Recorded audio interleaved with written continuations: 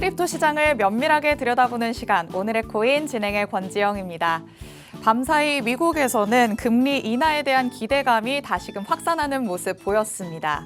이와 더불어서 크립토 시장에도 다시금 활기가 불어넣어지면 좋겠다라고 생각하시는 분들이 많으실 것 같은데요. 과연 암호화폐 시장도 이에 반응을 할지 저희와 함께 지켜보시면 좋을 것 같습니다. 자, 그럼 우선 간밤에 마감됐던 뉴욕 증시 상황부터 살펴보도록 하겠습니다. 주요 3대 지수는요, 서로 다른 불편체로 마무리가 됐습니다. 전거래일에 큰 폭으로 올랐던 다우 지수는 다시 소폭의 하락세를 보였는데요. 0.3% 하락하면서 38,571포인트 선에서 마감을 했습니다. 그리고 나스닥 지수, 차세대 AI 칩 발표로 주가가 급등한 엔비디아가 이 나스닥 지수를 상승으로 이끌었습니다. 0.56% 상승을 했는데요. 16,828포인트 선에서 마무리가 됐다는 점 확인하실 수 있습니다. 마찬가지로 S&P 500 지수도 0.11% 상승하는 모습을 보였습니다. 자, 엔비디아가 시장에서 또 한 번 주목을 받았습니다. 차세대 AI 그래픽 처리 장치 루빈을 공개하면서 매수세가 쏠린 모습이었는데요. 루빈에는 특히 6세대 고대역폭 메모리 HBM4가 채택된다고 해서 관심이 집중되는 모습이었습니다. 덕분에 나스닥 지수, 주요 지수 중에 가장 상대적으로 힘 있는 모습을 보여줬죠. 그리고 또 간밤에 미국 증시에는요, 5월 ISM 구매업, 제조업, 구매 관리자 지수가 많은 영향을 끼치는 모습을 보였습니다. 48.7의 수치로 발표가 됐는데 이 수치는 전문가의 예상치를 하회했을 뿐만 아니라 전월보다도 하락한 결과를 보여준 수치였습니다. 이렇게 제조업 경기가 2달 연속으로 위축되는 모습을 보이면서 미국 경제가 급속히 둔화할 수도 있다라는 우려감이 고개를 들고 있는 상황입니다. 덕분에 금리 인하 시점이 빨라질 수도 있다라는 전망이 제기되고 있는데요. 이로 인해서 달러도 약세를 보였습니다. 달러 인덱스 0.03% 하락하는 모습 보였고요. 여기에 국채금리까지 하락세 보였습니다. 특히 미국 10년물 국채금리는 간밤에 10bp나 내려가는 모습을 보였습니다. 2.66% 하락하면서 4.3920%포인트로 마무리가 됐습니다. 여기에 골드는 그래도 다시금 힘을 내서 소폭 상승하는 모습을 보였죠. 0.09% 상승했다는 것까지 체크를 할 수 있겠습니다. 이렇게 뉴욕 증시에서는 그래도 혼조세를 보였고 아직까지는 금리 인하에 대한 기대감이 팽배한 시점입니다. 그렇다면 우리 글로벌 시가총액은 어떻게 흘러가고 있는지도 살펴보도록 하겠습니다. 아쉽게도 비트코인 계속해서 9위를 차지하고 있으면서 크게 변동이 없는 모습입니다. 실버와 비트코인 그리고 메타의 격차가 어제와 크게 달라지지 않은 모습이었는데요. 하지만 이 속에서 1위인 골드는 다시 한번 상승세를 보이면서 자리를 굳건히 지키는 모습 보였습니다. 그런데 반면에 엔비디아의 주가가 또 한 번 뛰면서 애플과의 격차를 좁혀가고 있는 상황입니다. 이렇게 글로벌 시가총액 순위에는 변함이 없지만 그래도 그 속에서 잠깐씩 격차가 벌어졌다 줄어들었다 하는 모습 확인할 수 있으니까요. 비트코인의 시가총액, 이 마켓캡이 얼마나 커질 수 있는지, 골드를 향해 달려갈 수 있는지 계속해서 체크를 해보시면 좋을 것 같습니다. 자, 마지막으로는 암호화폐 시세까지 확인을 해보도록 하겠습니다. 9시 기준으로 봤을 때는 계속해서 큰 폭의 상승세나 하락세가 두드러지게 눈에 띄고 있지는 않습니다. 또 1시간 전보다는 소폭 내려가는 모습들을 보이긴 하는데요. 그래도 전일 대비해서 24시간 전과 대비해서는 대다수의 코인들이 오름세를 보이고 있다는 점은 확인할 수 있을 것 같습니다. 비트코인 지금 24시간 기준으로는 1.85% 상승하는 모습을 보였습니다. 현재는 68,936달러 선 지나가고 있고요. 그리고 BNB 코인이 3.92%나 상승하는 모습 보이고 있습니다. 여기에 솔라나와 리플까지도 1%대 상승률 보이면서 조금은 그래도 시가총액 상위에 있는 종목들이 힘을 내는 모습이다라는 걸 확인할 수 있겠습니다.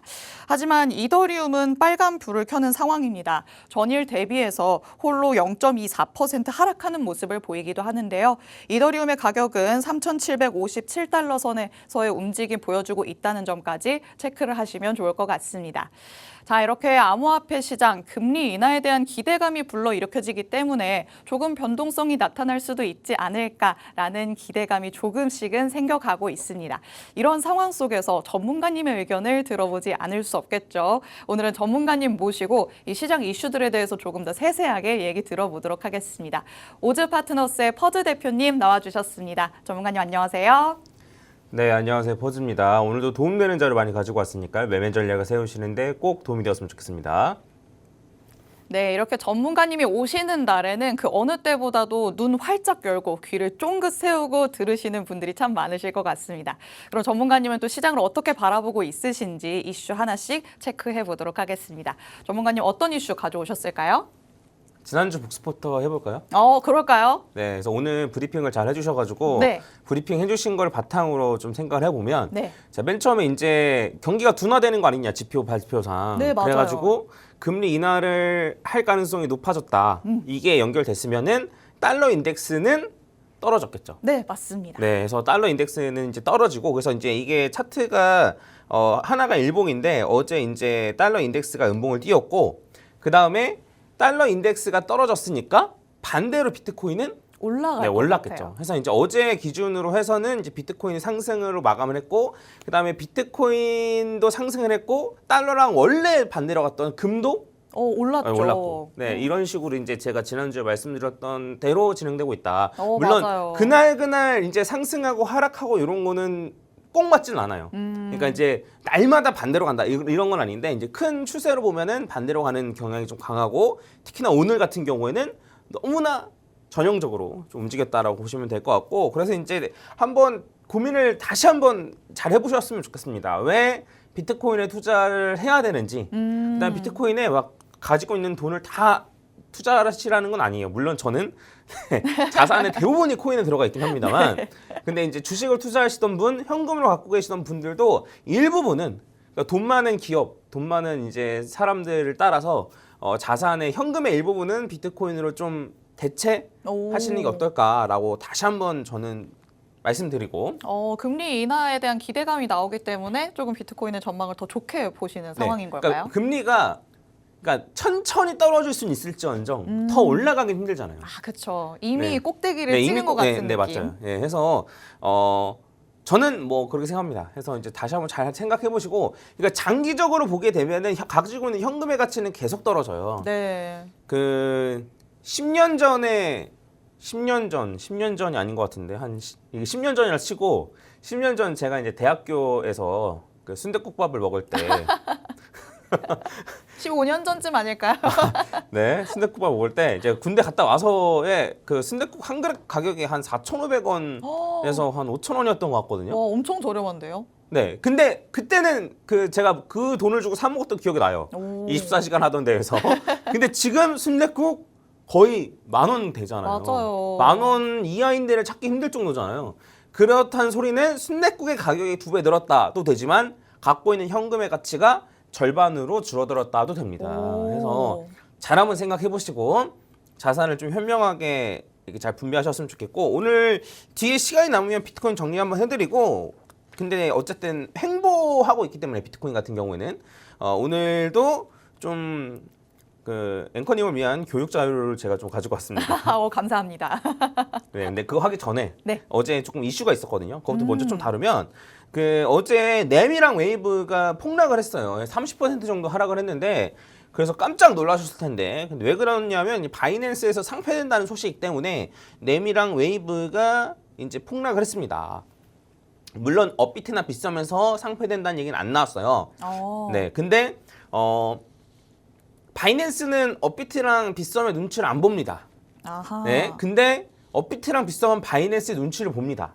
물론 본인들은 아니라고 하겠지만, 네. 아니라고 하겠지만, 근데 이제 바이낸스에서 상폐되면은 그 눈치를 볼 수밖에 없거든요. 바이낸스도 그 코인들이 별로여서 상폐시킨 거 아니냐, 개발이 잘 안 되거나 뭔가 문제가 있어서 상폐시킨 거 아니냐, 니네는 왜 가만히 있냐라는 말을 듣거든요. 네. 네, 그래서 아마 제 생각에 검토가 들어갈 것 같습니다. 그래서 해당 코인들 같은 경우에는 뭐 대처 방법이랄 게 딱히 없어요. 그럼 어떻게 해야 되죠? 그냥 잘 빠져나오시는 수밖에 없습니다. 아, 이미 네. 근데 너무 폭락해 있는 상태라서 어떻게 해야 될지 모르겠다라고 생각하시는 분들이 많으실 것 같은데요. 그래서 제가 이제 이런 잡코인들, 전 잡코인이라 표현하는데 물론 웨이브랑 넴이 옛날부터 있었고 시총 수익가 그렇게 낮은 건 아니에요. 그런데 이런 코인들을 이제 투자할 때 제가 체크하라고 한 건 뭐냐면 해외 거래소에 얼마나 상장이 되어 있냐. 그러니까 국내 거래소에만 상장이 되어 있으면은 국내 거래소 상폐되면 끝이에요.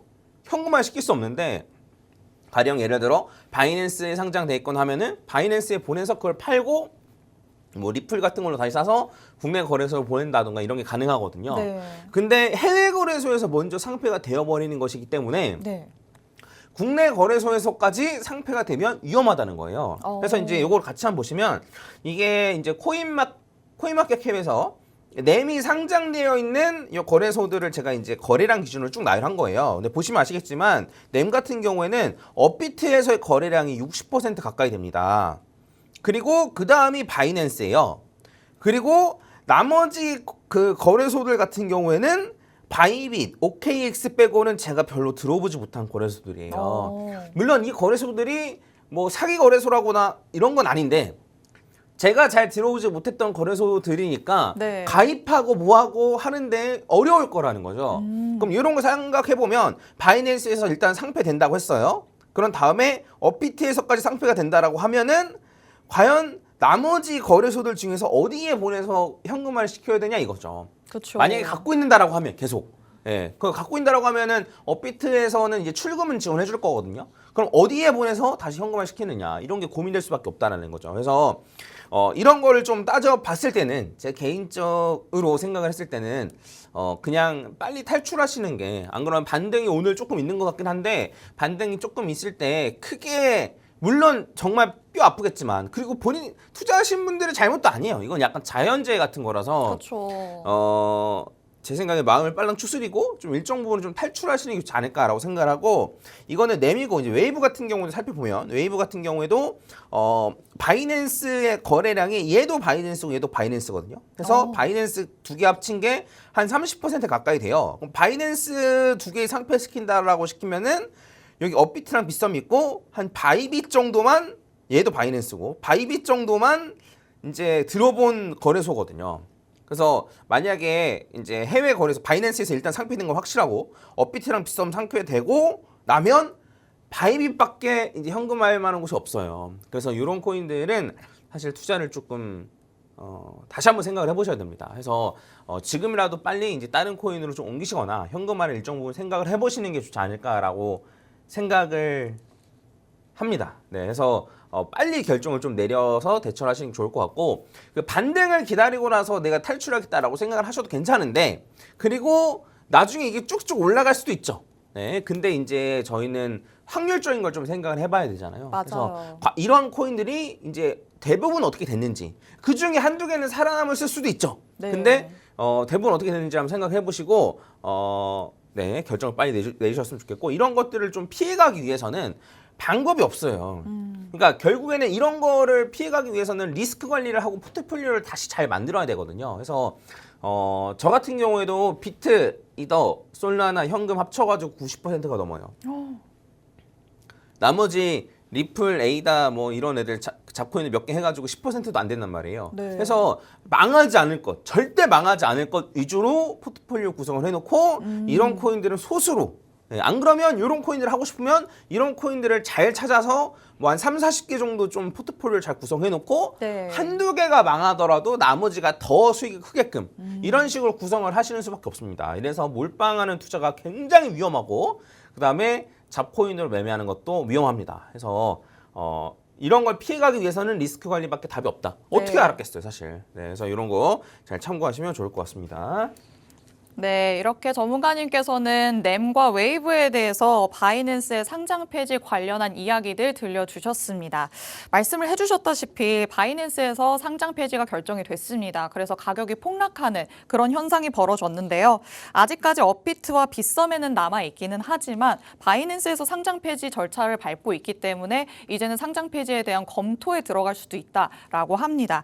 그렇기 때문에 지금 일단 가격이 많이 떨어졌기는 하지만 반등을 계속해서 기다리는 것보다는 그래도 여력이 된다면 지금 빨리 나오는 게 좋을 것 같다라고 하십니다.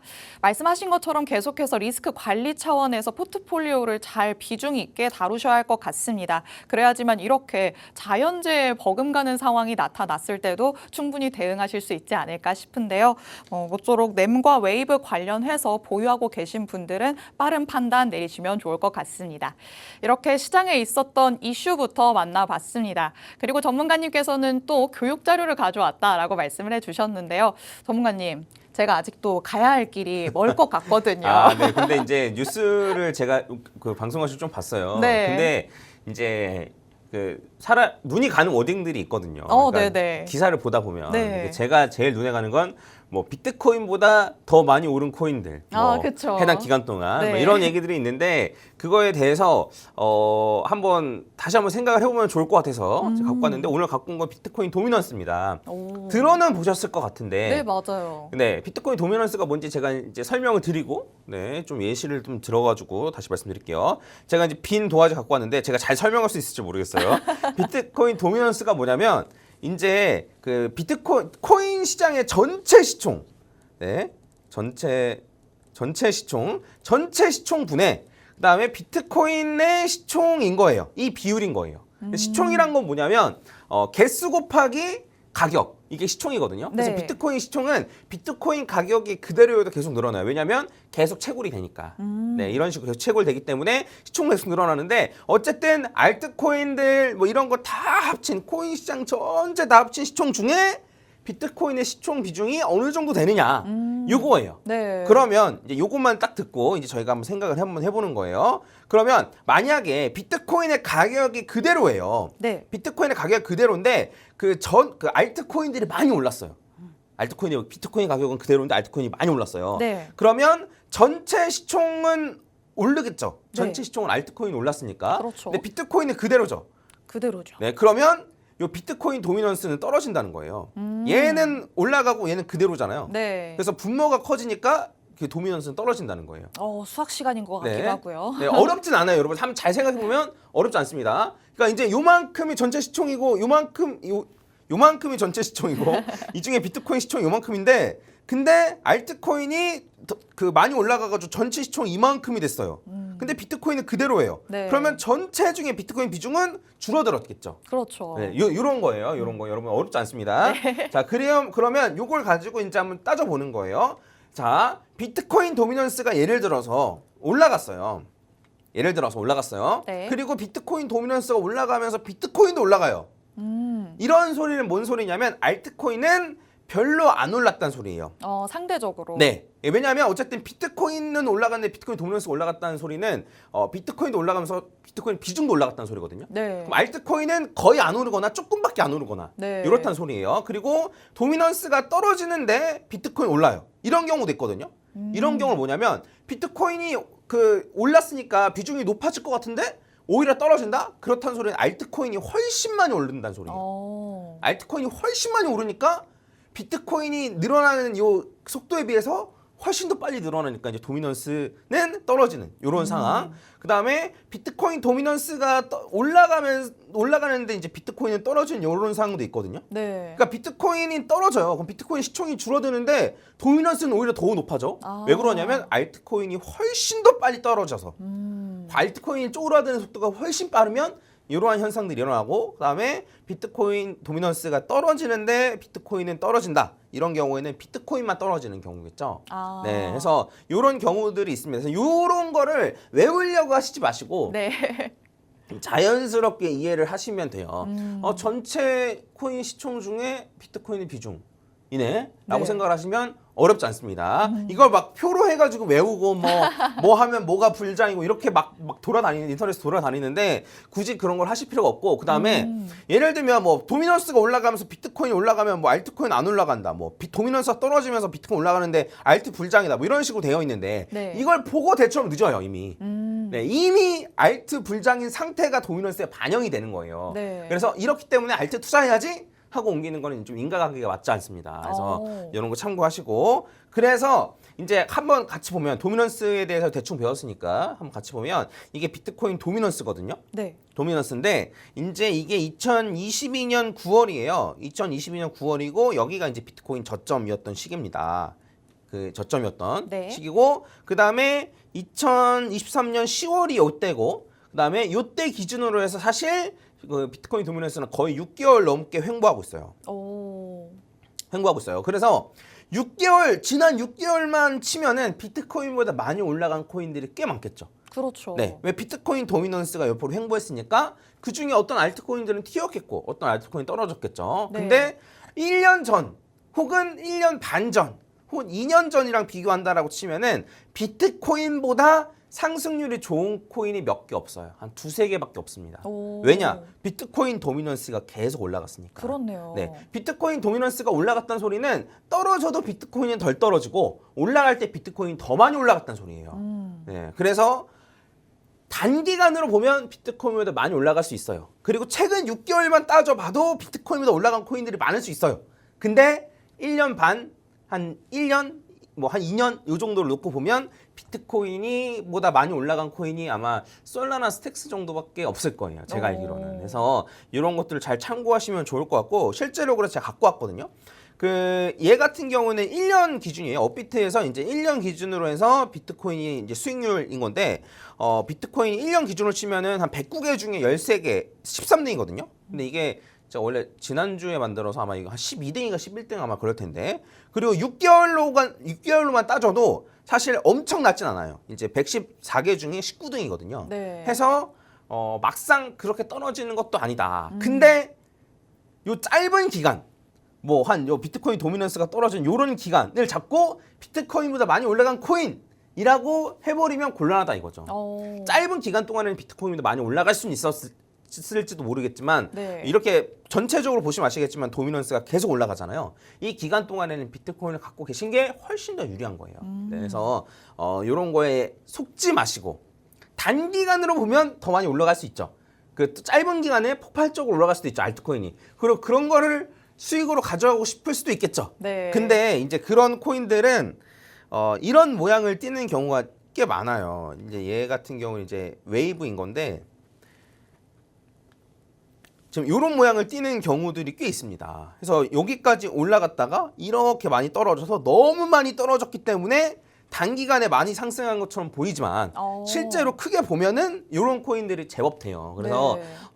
제발 이제 이런 거를 잘 고려하셔서 네 보셨으면 좋겠고 그 다음에 시간이 별로 없어서 준비한 걸 이제 빨리 말씀드리면은 요게 이제 전체 비트코인 도미넌스거든요. 네. 그래서 원래 2017년 전에는 비트코인 도미넌스가 95%가 넘었어요. 그러니까 2017년 전에는 코인한 비트코인이었어요. 네. 근데 이더리움이 막 2017년에 되면서 요때 비트코인 도미넌스가 엄청나게 떨어졌었는데 이게 2017년 불장이었거든요. 네. 근데 비트코인 가격도 오르는데 도미넌스가 떨어진다는 소리는 이때가 알트 불장이었던 소리예요. 네. 그리고 요때 이제 2018년 고점을 찍은 이후에 비트코인이 고점을 찍은 이후에 비트코인 가격이 떨어지는데 도미넌스가 올라요. 이 얘기는 뭔 소리냐면 비트코인보다 다른 알트코인들이 훨씬 더 많이 떨어졌던 소리예요. 그렇죠.